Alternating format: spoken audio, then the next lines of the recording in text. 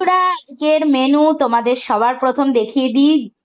গাটি কচু দিয়ে রুই মাছ আর ডিমের একসাথে ঝোল বানিয়েছি। দুপুরে খাবো মাছ, রাতে খাবো ডিম। তো এই হলো একটা রান্না। আর এদিকে করেছি আমের চাটনি। দারুণ খেতে হবে আমের চাটনি। আর আগের দিনের একটু পটল আলু সোয়াবিন ছিল। আর এইদিকে একটু ডাল আছে।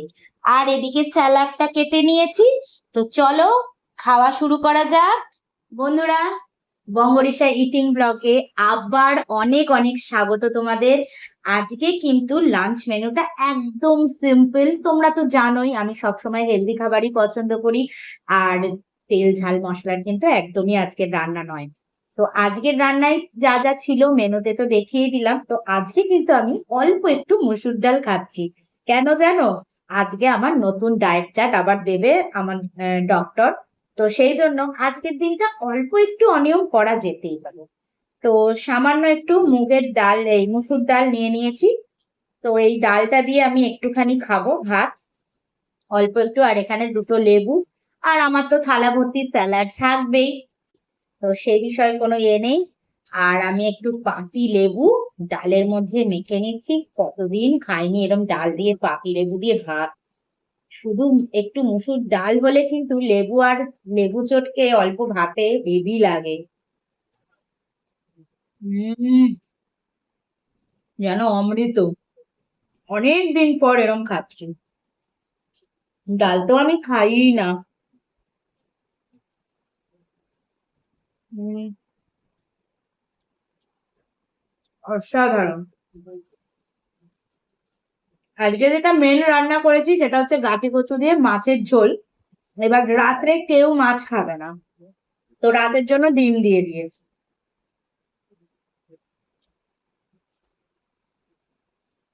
হম।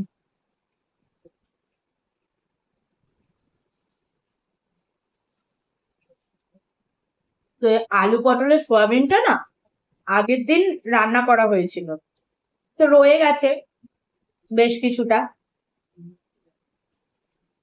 তো ঝোলের সাথে মেখে নিচ্ছি। মা আর আমি দুজনে মিলে ভাগ করে নিলাম আলু সোয়াবিনের তরকারি। আলু পটল দিয়ে সোয়াবিনের তরকারিটা হয়েছিল আর কি, আগের দিনের রান্না। ওই জন্য আজকে আর বেশি রান্না করিনি। ওই শুধু গাটি কচুকেই দুবেলা হয়ে যাবে। এক ঝোল ভাতে দুজন মানুষ আর কতটা লাগে বলো তো?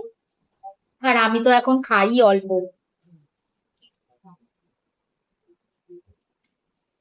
হুম, একটু লেবু চিপে নিচ্ছি। আবার বৃষ্টি নামলো আজকে। সারা দিন বৃষ্টি হচ্ছে, সারা দিন পুরো দফায় দফায় বৃষ্টি হচ্ছে।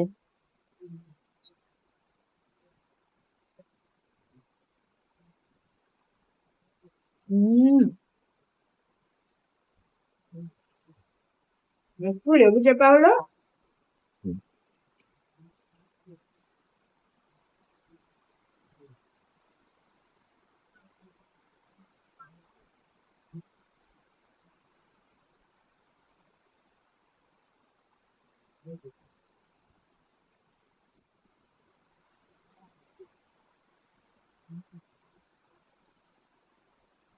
হেভি জোরে বৃষ্টি হচ্ছে।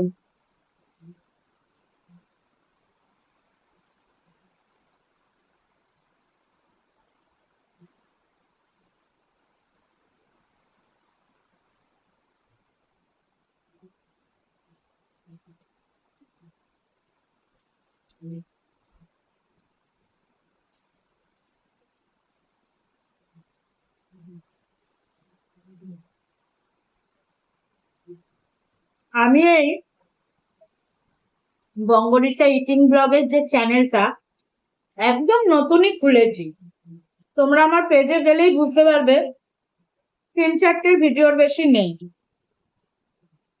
কিন্তু একটা জিনিস আমার ভীষণ ভালো লেগেছে, সাবস্ক্রাইবার তো আমার মাত্র এখন 8 জন, কিন্তু আমার ভিউজ কিন্তু আমাকে দেখছে লোকে।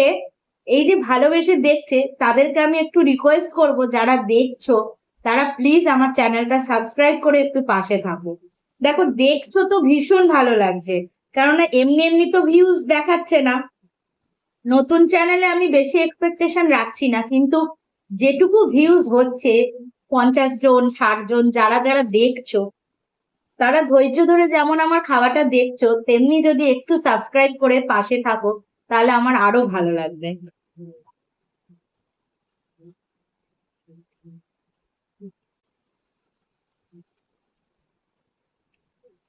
আর আমি কি বলতো, ওই এক গাদা খাবার নিয়ে বসে হাউ হাউ করে খাওয়া এইসব তো দেখাই না।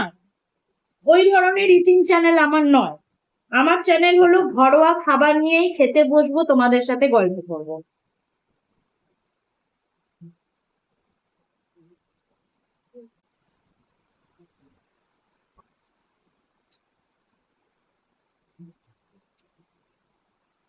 আমার খাবার দাবার সবসময় স্বাস্থ্যসম্মত হবে। উল্টো পাল্টা খাবার, হ্যাঁ দেখো এবার মাসে একদিন হয়তো একটু অন্যরকম বানালাম, সেইটা তো একটু চলবে।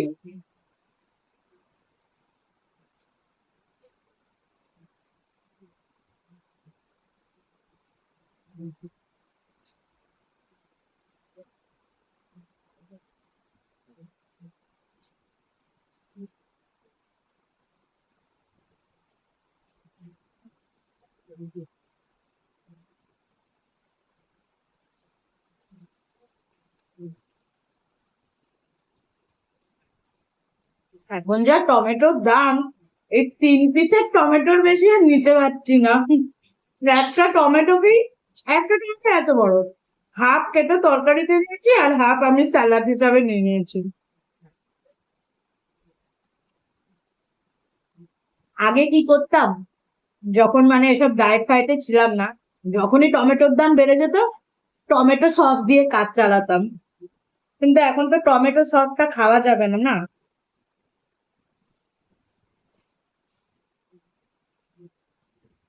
চলো, এবার আজকের রান্না একদম জ্যান্ত রুই মাছ।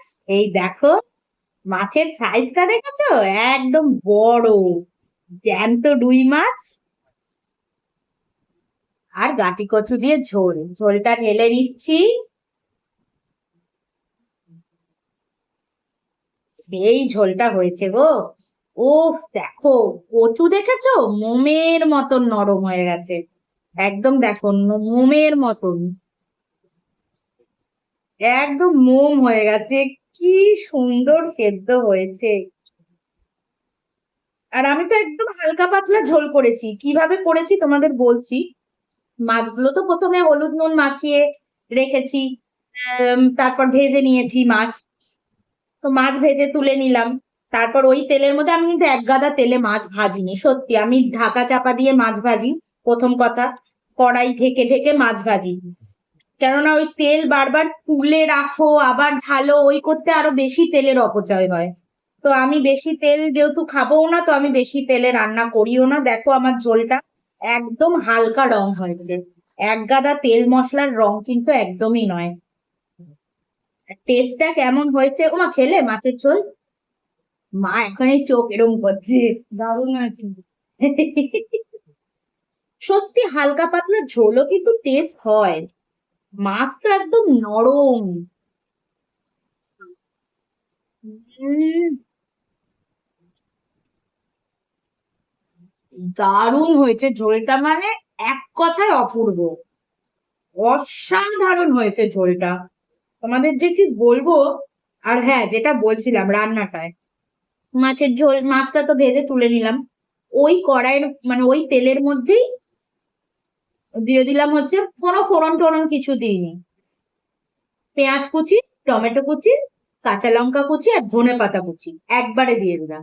দিয়ে একটু হালকা হালকা ভাজলাম বেশ, ধরো এই 4-5 মিনিট মতন।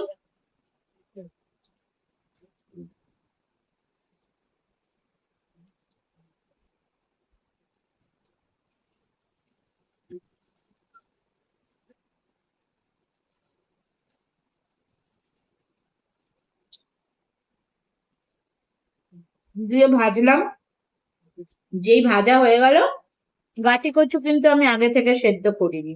গাটি কচুটা একদম ফ্রেশ কেটেছি, ধুয়েছি, কোনো সেদ্ধ করিনি আমি আগে থেকে। যেই মশলাটা একটু মানে পেঁয়াজ টমেটো লঙ্কা কুচি ধনে পাতা কুচি এগুলো যেই হালকা ভাজা ভাজা হয়ে গেল, গাটি কচু দিয়ে দিলাম। দিয়ে তারপরে একটু হলুদ, নুন, ধনে জিরে গুঁড়ো আর সামান্য একটু কাশ্মীরি লঙ্কা গুঁড়ো, কোনো রকম শুকনো লঙ্কা গুঁড়ো দিইনি। কাঁচা লঙ্কা তো দিয়েইছি কুচি। দিয়ে ভালো করে নেড়ে চেড়ে যেই একটু ভাজা ভাজা হয়ে গেল, জল দিয়ে দিয়েছি, একদম এক কড়াই ভর্তি করে জল দিয়ে দিয়েছি। দিয়ে পুরো 10 থেকে 12 মিনিট ধিমি আঁচে ফুটিয়েছি। ওটাতেই একদম গাটি কচু গলে ক্ষীর।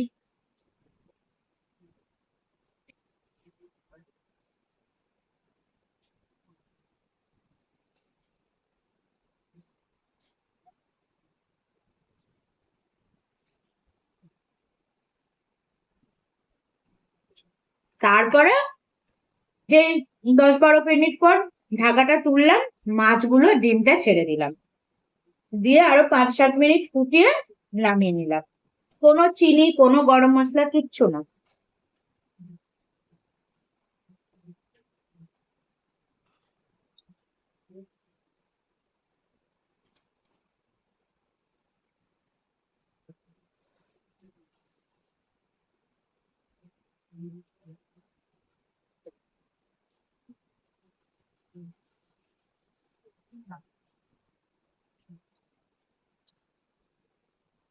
চালদিটাকে একটু, মাছটা তো ফ্রাই করতে হবে।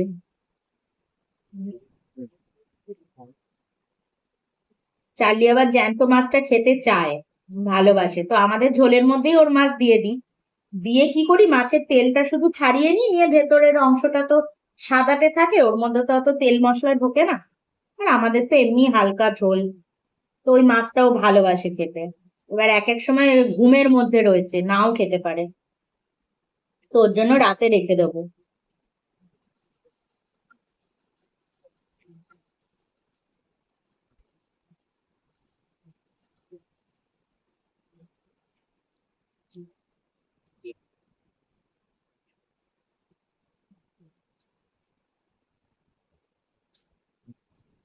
চাটনিটা খেলে ভালো হয়েছে, আমি একটুখানি খেয়ে দেখবো কেমন হয়েছে।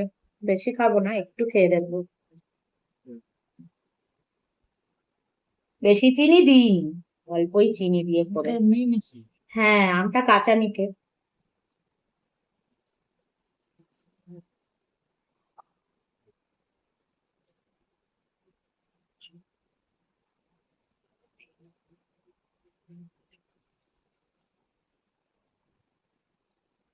জ্যান্ত মাছের দেখবে একটা আলাদাই টেস্ট। তুমি নর্মাল কাটা পোনা, ধরো মরা রুই কিনে আনলে ওটা খাবে, আর একটা জ্যান্ত রুইয়ের খাবে, সেটার মধ্যে একটা আলাদাই কিন্তু।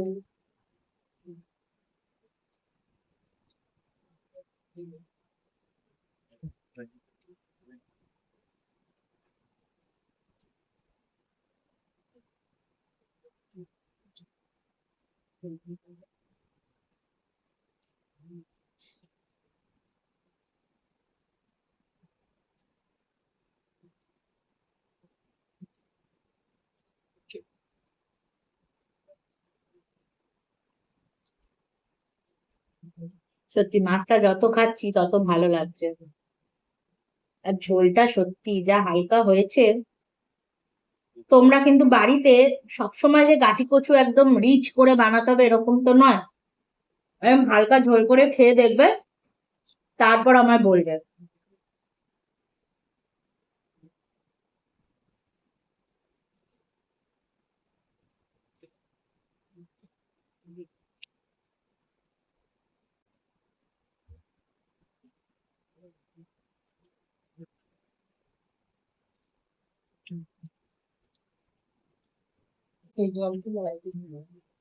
না, জল খাবো না, অল্প একটুখানি গলা ভেজানো। জলটা নিয়ে বসা সব সময়। হ্যাঁ, অ্যাকচুয়ালি মা বলছে যে খাবার পরে পরেই জলটা বেশি খেতে না, আমি তাই করি, অত খাইও না, কিন্তু নিয়ে বসা যে আচমকা জল লাগলে তখন খাবার খাওয়ার পর একটু জল খেলে না বেশ কাঁসার গ্লাসের একটা আলাদা ফ্লেভার লাগে, তো ওইটা অ্যাকচুয়ালি খাওয়া দাওয়ার পর আধা ঘন্টা গ্যাপ দিয়ে তারপরেই জল খাওয়া ভালো শরীরের জন্য।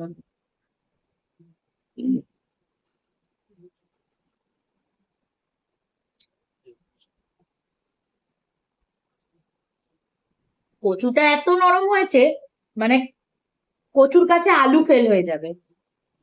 আমি তো জন্য আলু দিইনি, শুধুই কচু দিয়ে করেছি। এমনি আমি আলু খাই না।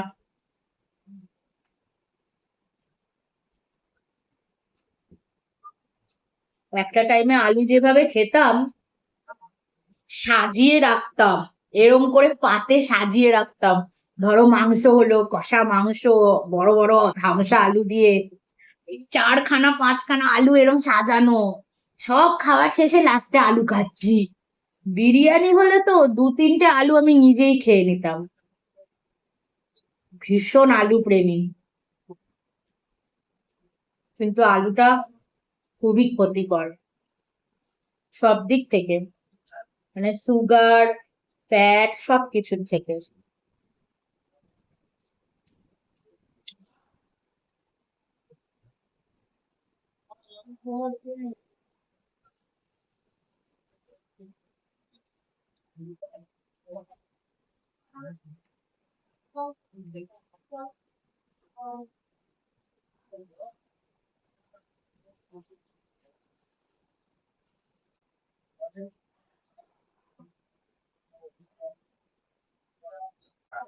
আমার মাকে যখন আমি বলি যে ও মা, আমি তো নতুন চ্যানেল করেছি, তো তুমি আমার ভিডিওটা দেখো, আমার মা কি বলে জানো? বলে তোর ভিডিও আর খাওয়ার ভিডিও আমি আবার কি দেখবো? আমি তো সামনে বসেই তোর খাওয়া দেখছি, তুই কি বলছিস না বলছিস সবই তো শুনে নিচ্ছি, কার কি দেখবো? আমি আর দেখবো না, এবার যা দেখার বাকি সবাই দেখবে।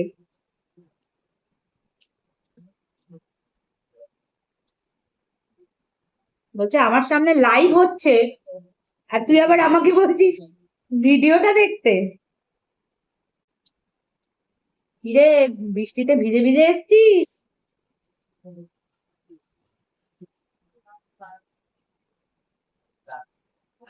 জানলার ধারে তো একটা রেখেছিলাম মনে হয় খাবার, ওটা নিয়েছে কিনা কে জানে। চাটনিটা দাও তো, একটুখানি খেয়ে দেখবো।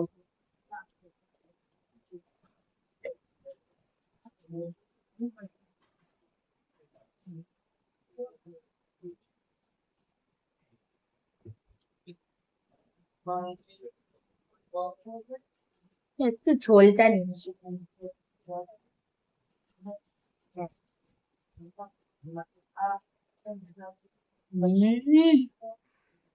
বাবা, এই জন্য মা চাটনির জন্য পাগল হয়ে থাকে। আমায় কি বলছে জানো, বলছে এক কড়াই ভর্তি জল দিয়ে চাটনি কর, যাতে আমি 1 মাস ধরে খেতে পারি। এইরকম চাটনি প্রেমী বাড়িতে একমাত্র আমার মা। হম, সেই টেস্ট। আসলে আমটা তো কাঁচা মিঠে, কিছুই করিনি, শুধু কালো সর্ষে আর একটু শুকনো লঙ্কা ফোড়ন দিয়েছি, আমগুলো দিয়ে হলুদ নুন দিয়ে নেড়ে চেড়ে জল দিয়ে দিয়েছি, দিয়ে 2 চামচ চিনি দিয়েছি।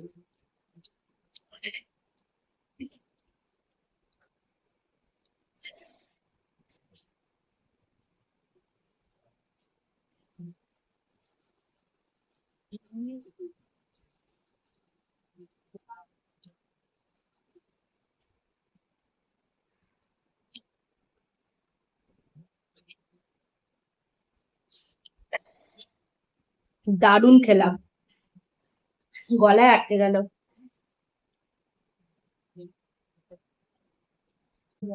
ঠিক আছে চলো, আজকের মতন এখানেই লাঞ্চটা শেষ করলাম, আর আগামী দিন আবার নতুন লাঞ্চ মেনু নিয়ে তোমাদের সামনে চলে আসবো। প্লিজ তোমরা ততক্ষণ সাবস্ক্রাইব করে চ্যানেলটা সাথে থেকো, পাশে থেকো, আর বেল আইকনটা অবশ্যই প্রেস করে দিও যাতে আমার সমস্ত ভিডিওর নোটিফিকেশন তোমাদের কাছে চলে যায়। চলো, টাটা।